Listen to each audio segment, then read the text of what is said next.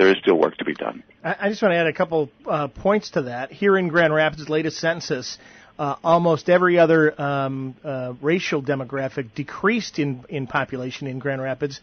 The exception was the Hispanic population increased, and rather dramatically. And I have a son who's almost 5, and he counts better in Spanish. This is a blonde-haired, blue-eyed boy who counts to 20 better in Spanish than he does in English. So the world is changing. Yeah, no question. Yes, of course. I think kids would be much better off learning Spanish in America than learning French or anything else, because they will certainly use it. I heard an amazing statistic the other day that last year, I think 52% of all babies born in the U.S. were Hispanic babies, which tells you that not only is this the largest minority in America, but it's growing in leaps and bounds. So we got to make adjustments to make sure that they're part of the American fabric.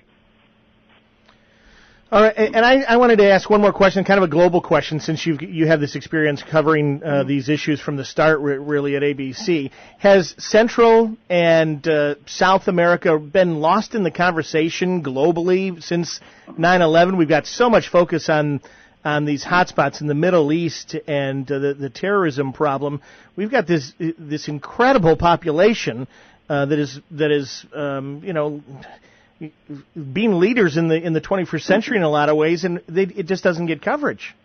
No, you're absolutely right. It has been lost, that sector of the world, Central America. When you consider what we were doing just 25 years ago and 20 years ago, I mean, I would live in places like Nicaragua and feed World News Tonight with Peter Jennings stories every week about what was going on either in Nicaragua or Panama. You remember General Noriega, the dictator in Panama, and the Sandinistas in Nicaragua. Now, granted, there were wars going on then, and people were dying, and there was what they call in television bang-bang footage. It was exciting and dramatic. When there is none of that, then it's harder to sell a story. That doesn't mean that there are no more stories to tell in Central America. Yes, there are, but I'm afraid that the media has sort of backed off, in part because of cost cutting. We don't go to places like we used to.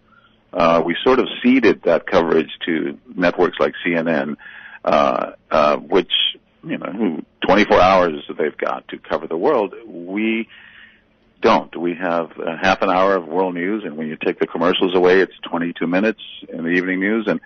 And by the way, people are getting their news now, unlike when I started. We'd run home to watch, Peter Jennings or Dan Rather or Tom Brokaw at 6:30, 5:30 Central Time, and we'd watch to see what happened in the world today.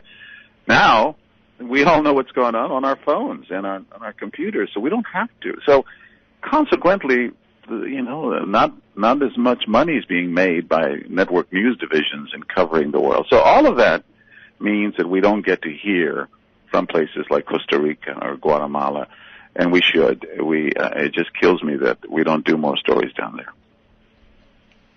All right, John, it was a pleasure to talk with you. Gonzo, thanks for coming in as well, and looking forward to your visit to Grand Rapids.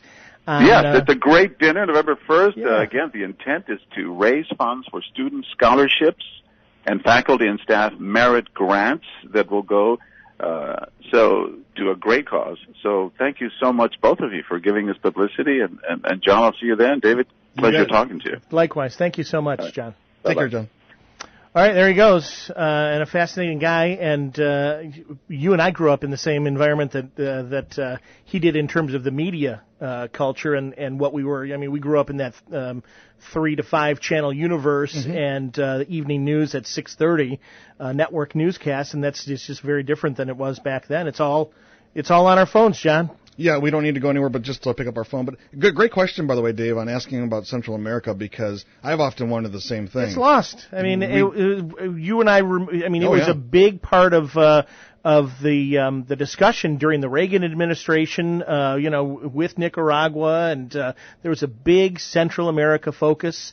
South America. I mean, I know people who I'm married to some people who have relatives down there, sure. And life for the most part is amazing, and they're dealing with energy issues and pollution issues and things like crowded cities and things like that.